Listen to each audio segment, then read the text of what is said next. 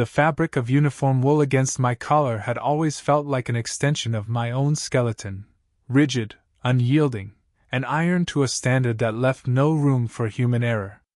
For 22 standard years I had been Jack Sterling, a man whose name in the logs of the Ethelgard orbital bastion was synonymous with absolute mathematical predictability. I was the officer who didn't feel, who didn't waver, and who treated the vast, messy logistics of a sector-wide military apparatus as a grand equation to be solved with cold, deliberate precision. My chest bore the weight of multiple commendations, each one a testament to my flawless adherence to the chain of command. But on this specific morning, as I walked toward the selection forum, the most dangerous weight was not the heavy metal of my medals, but the small, rectangular sliver of carbon weave tucked deep into the interior pocket of my dress tunic. The data chip felt unnaturally warm against my ribs, or perhaps that was merely my own pulse mimicking a fever. I had slipped it into my pocket the previous night under the pale, sterile glow of my quarters on level 14, a room configured by the station's hospitality systems for optimal productivity, which in reality meant the bleak color of an old star viewed through a thick methane atmosphere. I had spent hours decoding its contents, bypassing 3 layers of military-grade encryption using an old cipher key I had salvaged from a dead world.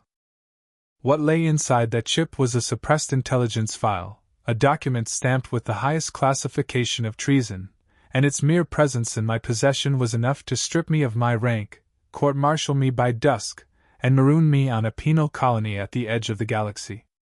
Every regulation of the Ethelgard command dictated that I should have destroyed it. Every instinct that had kept me alive through 2 decades of interstellar warfare screamed at me to purge the data and forget the names written within. Yet here I was, stepping out of the pressurized transit lift and into the grand, imposing architecture of the Crucible Hall, driven by a quiet, methodical rebellion that defied the very hierarchy I had helped build. The hall was built on a scale that disregarded human comfort entirely. The ceilings disappeared into a soft, engineered atmospheric haze where the filtration units worked with a distant, metallic wheeze. Beneath my polished boots, the floor hummed with the low-frequency vibration of the station's massive gravitational regulators, a constant reminder that we were suspended in the void, held together only by the cold logic of machines. Along the far side of the hall, the candidates stood. To anyone else, they were a scattered group of assets awaiting assignment. To my trained eye, their formation was a precise, unspoken ranking of political worth. I checked the secondary clock cycle on my wrist. It was the 3rd rotation, an inconvenient hour designed by a multi-species committee that managed to frustrate everyone and accommodate no one. The protocol droids were already moving through the clusters of observing officers, their metallic voices echoing with a serene, terrifying confidence as they began the introductory roles. No one in that room, from the high command hovering near the refreshment platforms to the low-ranking technical surveyors beside me, had any reason to suspect that the rigid Officer Sterling was about to shatter the status quo. They expected me to step forward, select a highly decorated, safe cross-species logistics asset, and maintain the perfect symmetry of my career. They did not know that the hidden cipher in my pocket had already rewritten my trajectory, setting the stage for an alliance that would either rewrite the balance of power in this sector, or destroy me entirely. The low-frequency hum of the Crucible Hall's gravitational regulators vibrated through the soles of my boots, a patient, rhythmic pulse that did nothing to calm the steady drumming of my own heart. As I stood at absolute attention, my eyes remained fixed on the far side of the chamber, though my mind was navigating a grid of cold data and brutal history. The system that governed the Ethelgard orbital bastion prided itself on mathematical impartiality, but I had spent enough decades within its gears to know that bureaucratic cruelty was merely geometry by another name. It was a machine designed to smooth out irregularities, to grind down anything, or anyone, that did not fit the template of the High Command's grand design. And looking across the cavernous space, I knew that both the woman standing near the periphery and I were the living remnants of that grinding wheel. My presence on this remote, God-forsaken outpost was the result of a calculated erasure. 6 standard months ago, I had been the Chief Tactical Logistics Officer for the 3rd Vanguard Division, a unit that existed on paper as a wall of iron and in reality as a collection of the finest minds and soldiers I had ever known. Then came the siege of the Antioch Ridge. The High Command had miscalculated the orbital velocity of the enemy's kinetic strikes, a decimal error buried deep within a supply directive that I had flagged 3 times before the first dropships even left the hangar. They ignored the warning. When the dust settled over the shattered crags of Antioch, my division was a graveyard, and the top brass needed a quiet way to bury the embarrassment. They didn't court-martial me. That would require a public record, a trial, an admission of structural vulnerability. Instead, they utilized a more elegant weapon, administrative reassignment. They dissolved the 3rd Vanguard, stripped me of my command, and sent me here, to the edge of the civilized sector, a highly decorated officer without a unit, left to rot in a sea of endless paperwork. But if my exile was a quiet sidelining, Calla's presence here was a public execution of spirit. I observed her from across the hall, past the clusters of preening officers and the silver-plated protocol droids. She stood where I knew she would be, cast into the shadows of the secondary ventilation ducts. Her people, the proud and mathematically brilliant non-human lineage of the Karari, had once held the strategic balance of power in the outer rings. They were master navigators, entities who viewed the movement of fleets not as a conflict of violence, but as an advanced tapestry of spatial harmony. Then came the political purge, a swift, devastating stroke of diplomatic betrayal by the core systems that branded her entire lineage as ideologically non-compliant. Her family's estates were seized, their tactical academies razed, and their achievements rewritten as acts of historical subversion. Calla was the last surviving high-ranking strategist of that fallen house. The Bastion's administrative machine had dragged her to the Ethelgard not to utilize her brilliant mind, but to display her as a broken trophy of compliance. They had stripped her of her hereditary titles, replaced her ancestral vestments with the drab, gray linen of a baseline station candidate, and subjected her to 32 consecutive, degrading evaluation cycles. These tests were not meant to gauge her aptitude. Her record was already superior to anyone in this room, but were engineered to break her unyielding survival instinct. They tested her stress tolerances under suffocating atmospheric shifts. They ran her through psychological simulations where she was forced to watch holographic recreations of her homeworld's dissolution.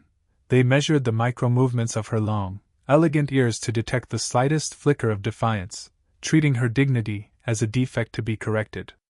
The system believed it had engineered the perfect double exile.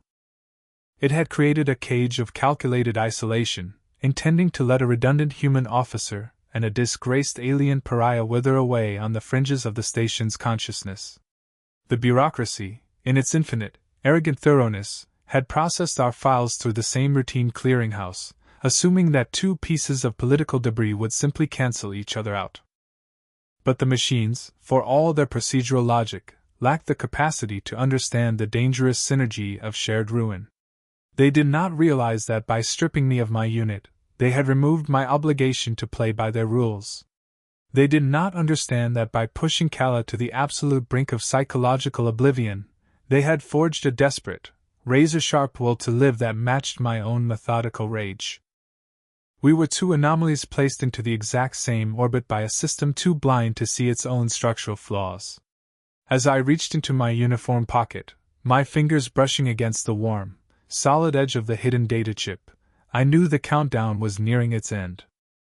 The tragedy of Antioch and the cruelty of the Karari purge were about to collide in the center of the Crucible Hall, and the cold military hierarchy that thought it had discarded us would soon find out what happens when the remnants of its cruelty refuse to break.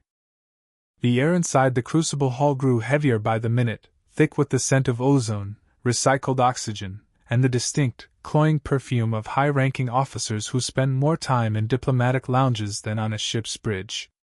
Around me, the grand theater of the selection forum was playing out precisely as the algorithms had predicted. The elite military units, the arrogant commanders of the First Fleet, and the pristine staff officers from the core systems, moved with brisk, entitlement-driven efficiency. They quickly snatched up the prestigious, highly decorated war candidates. These were the standard-issue successes, the ones with flawless cross-species certification marks, pristine posture, and the specific, confident tilt of the chin that belongs to individuals who have been told they are exceptional since their first day at the academy. It was a market of predictable outcomes, a room full of people confirming decisions that had undoubtedly been made over expensive spirits days before the doors even opened. "If you're smart, Jack, you'll take a hard look at the logistics specialist from the third row," a voice whispered harshly near my shoulder. It was Boyd, a technical surveyor from the inner colonies whose uniform collar looked so tight it seemed to be actively attempting to cut off his circulation. He was perspiring under the harsh, blue-tinged lighting, his eyes darting frantically across the remaining pool of candidates. He was holding a digital ledger, his thumb frantically scrolling through columns of approved data. "I've ranked my top 3 options," Boyd continued with painful sincerity, entirely oblivious to my absolute lack of interest. "I balance professional compatibility, physiological stress tolerance, and general approachability. If you don't jump now, we're going to be left with the dregs of the sector. The command won't give us a second look if we end up paired with dead weight." I gave him a polite, microscopic nod, keeping my eyes fixed straight ahead. Boyd was a good man, but he was a creature of the system. He believed the ledger held the truth. He was completely blind to the fact that I wasn't even looking at the approved roster. I hadn't looked at it all morning. Every candidate Boyd had painstakingly ranked was already gone, claimed by officers with higher priority codes, leaving him with nothing but his own sweat and anxiety. I chose not to point this out to him. The machinery of the Ethelgard would teach him that lesson soon enough. The room began to thin out. The low-frequency hum beneath our feet grew more pronounced as the crowd dispersed, leaving vast stretches of empty, gray-paneled flooring between the remaining clusters of observers. The protocol units continued their rounds, their mechanical voices droning through the names of the leftover candidates with a flat, two-tone indifference that treated every alien phonetic sequence as a minor structural glitch to be overcome through volume rather than accuracy. Then it happened. Deep inside my interior tunic pocket, against the flesh of my ribs, the hidden data chip suddenly woke up. It didn't make a sound. I had disabled its audio output arrays the night before, but it emitted a distinct, sharp thermal pulse. A localized spike of heat that burned directly through my undershirt. It was a pre-programmed silent alert that I had embedded into the chip's root directory, a tether tied to the Bastion's central server activity. My breath caught in my throat, though my face remained an unreadable mask of military discipline. The thermal pulse meant only one thing: the administrative purge had begun. Somewhere in the primary data hubs of Level 3, an automated deletion script had just executed. Calla's internal file, her military record, her tactical evaluations, and her very identity within the Ethelgard registry were being permanently, systematically erased from the Bastion's active servers at that exact second. It was a cold, bureaucratic execution masquerading as a routine system cleanup. The High Command wasn't just leaving her unselected, they were wiping her from the board entirely. I knew the protocol for unselected political assets of non-human lineages whose files were terminated. Within 10 minutes of the forum's conclusion, she would be quietly escorted to the lower hangar bays, reassigned under a blind labor classification, and shipped off to a forced mining sector in the outer belt. She would become a number in a dark ledger, a brilliant mind buried under millions of tons of radioactive ore, never to be heard from again. The thermal pulse subsided, leaving a lingering, phantom heat against my chest. The countdown was no longer an abstract concept. It was a ticking clock measured in the dwindling breaths of the room. The protocol droid was already moving toward the final quadrant of the hall, its optical sensors preparing to log the unassigned casualties of the day's selection. Boyd was still murmuring beside me, his panic rising as his eyes scanned the empty spaces. But I wasn't listening to him anymore. My hand drifted slightly toward my uniform jacket, my fingers anchoring themselves over the burning secret beneath the fabric. The time for calculations was over. The system had made its move, and if I didn't make mine within the next 60 seconds, the woman at the edge of the room would be lost to the void forever. The adrenaline hit my system like a freezing dose of synthetic stimulant, sharp and violently clear, yet my exterior did not betray a single micro-movement. Decades of command had taught me how to weaponize my own stillness. I stepped away from Boyd, leaving his frantic murmuring behind, and began my march across the vast, echoing expanse of the Crucible Hall. The distance was no more than 40 paces, but as my boots struck the humming floor panels, the cavernous room seemed to narrow until there was nothing left but the path between me and the far wall. The thinning crowd of officers fell quiet, their conversations tapering off into an expectant, confused silence. They were noticing. A multi-decorated logistics officer, a man known for treating protocol as holy scripture, was walking directly toward the political dead zone of the room. Calla did not move as I approached. She remained positioned near the structural pillars, her long, elegant ears held with a rigid, unnatural stillness that a less experienced observer would have mistaken for frozen indifference. But I saw the slight, rhythmic tension in her jaw. I knew she could hear the heavy, deliberate cadence of my approach. She had her back partially turned to the room, using the gray bulkhead as a shield, waiting for the inevitable arrival of the security detachment that would drag her down to the labor transits. I stopped exactly 3 paces away from her. The protocol droid hovered just behind my left shoulder, its optical sensors whirring as it prepared to log the final, empty statistics of the day. "Officer John Sterling," I declared, my voice cutting through the damp, recycled air with the absolute finality of an orbital strike. "Registry Code 44 Delta Logistics. I am claiming candidate Calla of the Karari lineage under exclusive, non-negotiable jurisdiction." The droid's vocal synthesizer clipped. "Warning. Selected asset is currently flagged for administrative deprioritization. Please choose a certified candidate from the primary ledger." "Override code, Alpha Vanguard 6. I said, staring directly into Calla's dark, shadowed eyes as she slowly turned her head toward me. I raised my biometric gauntlet, tapping the interface with a heavy, deliberate stroke. "I am invoking the ancient mandate of the Outer Zone Charter. The Outcast's Protectorate." The moment the words left my mouth, a collective, audible gasp rippled through the remaining officers in the hall. It was a legal relic, a protocol buried deep within the founding military codes of the sector, designed for wartime emergencies when a commander needed to instantly shield a vital foreign asset from political execution. By invoking it, I was legally declaring that her survival was essential to my operational duties.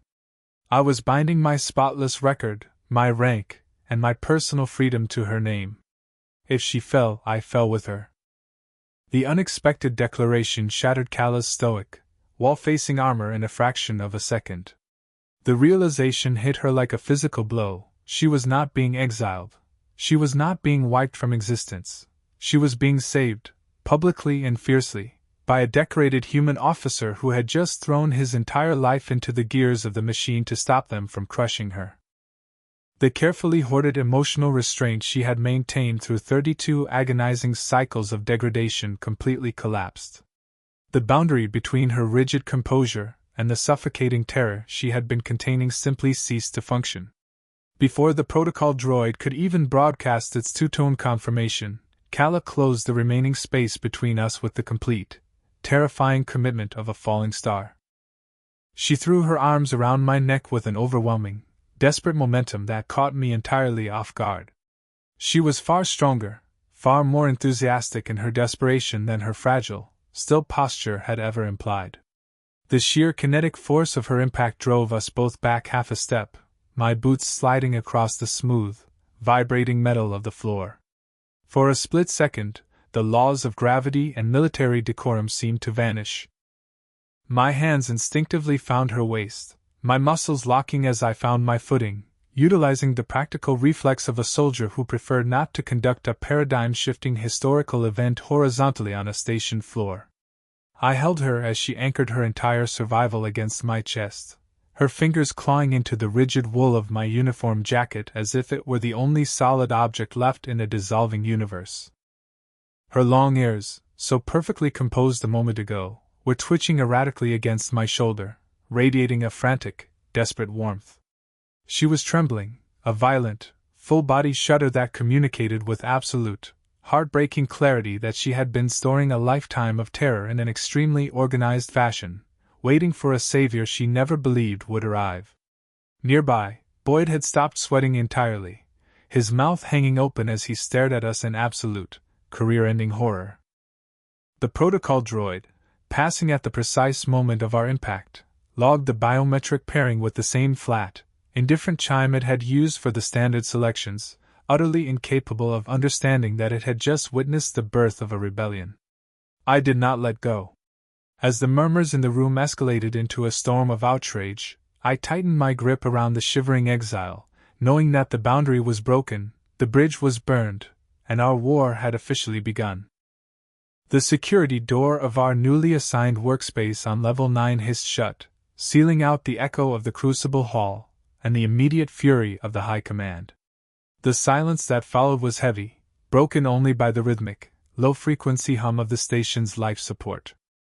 We stood in a room that was entirely functional and aggressively neutral, 2 standard-issue research terminals facing a bare, metallic bulkhead, a narrow data console connecting to the central archive, and a small viewport looking out over the flickering, amber lights of the eastern docking array.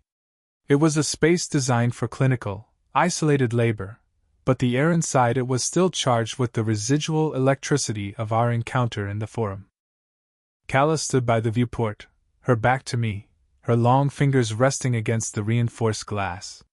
Her reflection was sharp in the glass, the pale, white skin along her cheekbones was flushed with a high, vivid color, and her long ears were pinned flat against her head, gradually settling from their frantic, erratic movements into a tense, watchful angle. She was recalibrating. The sheer momentum of her emotional collapse in the hall had passed, leaving behind a raw, intense quiet. I did not offer any empty, comforting phrases. Instead, I sat down at the primary console, unclipped the heavy biometric gauntlet from my left forearm, and reached into my interior tunic pocket.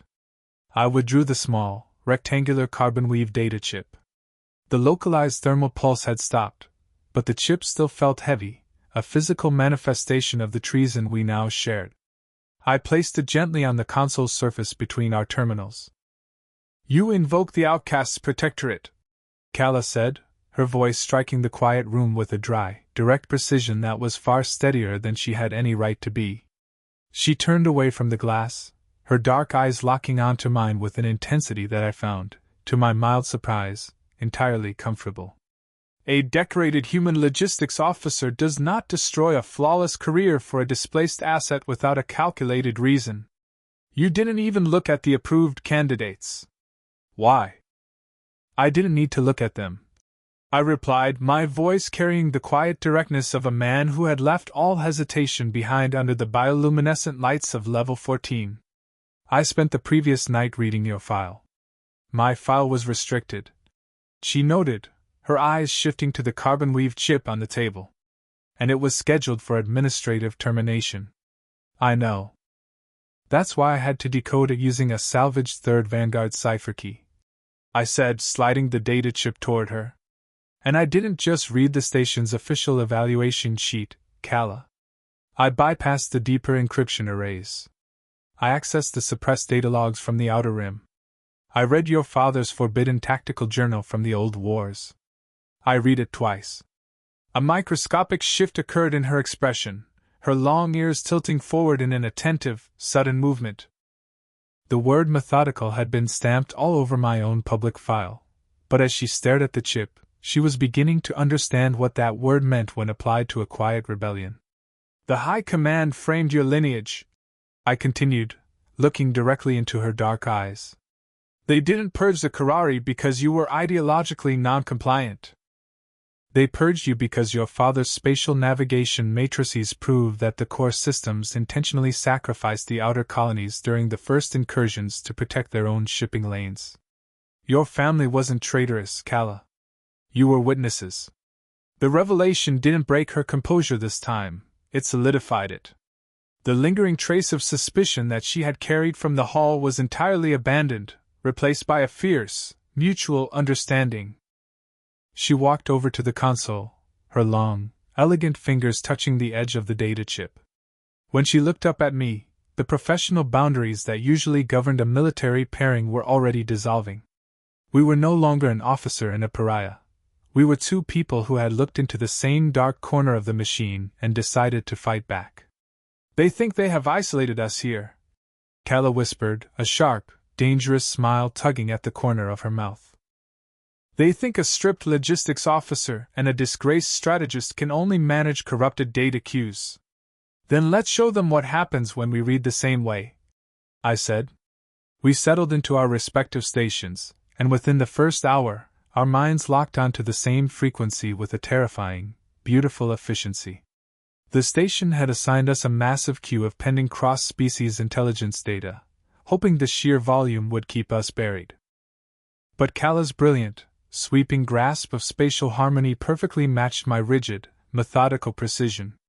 Where I found the structural discrepancies in the fleet movements, she instantly decoded the strategic intention behind them. Her sharp, dry humor arrived precisely where my calculations ended, cutting through the grim reality of our situation without either of us needing to explain the coordinates. By the time the secondary clock cycle rotated toward evening, we had cleared 3 weeks of backlog data, uncovering the hidden routing patterns the Bastion was using to supply the forced labor sectors. We were working, our movements synchronous, our silence comfortable. As I watched her make small, precise notations in the margins of the digital ledger, I realized that this forced military pairing had already transformed into a fiercely protective alliance. We were executing an unspoken strategy, and the system that had brought us together had no idea how lethal our synergy was about to become. By our 3rd week of surviving within the Ethelgard's covertly hostile environment, the clinical, professional boundaries between Calla and me had entirely dissolved into something far deeper, transcending the rigid confines of our uniforms. We had spent 21 standard days dodging the quiet scrutiny of the station's security droids, intentionally misfiling our structural breakthroughs to keep the High Command blind to our progress, and decoding the classified planetary data that proved her lineage's innocence. We had become a singular, flawless machine, moving in a silent rhythm that required no verbal coordinates. But it was during the quiet off-peak hours of the tertiary clock cycle that the true nature of our alignment became undeniable. I stood by the reinforced glass of our Level 9 viewport, watching the shimmering amber docking arrays slice through the absolute blackness of the void. A automated cargo drone, damaged and circling the Bastion with the patient, mechanical melancholy of a system that knew it was broken but lacked the architecture to feel sorrow, caught my eye. A soft rustle of linen signaled Calla's approach. She stood beside me, so close that I could feel the intense, radiant warmth of her pale skin. Her long ears were held at a relaxed, forward-facing angle, tilting slightly toward me in an involuntary increment that I had come to recognize as her ultimate sign of focused attention. "The drone is still searching for a routing command that no longer exists," she said softly, her dark eyes reflecting the distant starlight. "The station simply lets it circle until its fuel reserves deplete. A very methodical form of abandonment." "We aren't circling anymore, Calla," I replied, turning my head to look at her. Her expression was entirely honest, stripped of the defensive armor she had arrived with in the Crucible Hall. The momentum of the past 3 weeks had compromised every barrier between us, releasing a profound, mutual connection that neither of us had anticipated but both had fully accepted. It was an undeniable love, born not from convenience, but from the realization that we had become each other's only true sanctuary in a hostile galaxy. I loved her dry precision, her fierce resilience, and the way her mind operated on the exact same frequency as my own. And looking into her deep, direct eyes, I knew the feeling was entirely mutual. "No," she whispered, her hands sliding across the console to lock her fingers with mine, her grip fierce and certain. "We have found our heading. We were no longer just a tactical unit executing an ancient protocol under the Outcast's Protectorate. We were two people deeply, unyieldingly in love, bound together by honor, tragedy, and a shared rebellion." As the automated alarms of the Bastion began a low, distant chime in the corridor, signaling that the High Command had finally detected our anomalous data transfers, We didn't let go. We stood together in the stillness of the room, entirely comfortable, ready to face the impending wrath of the Galactic Command not just as partners, but as one.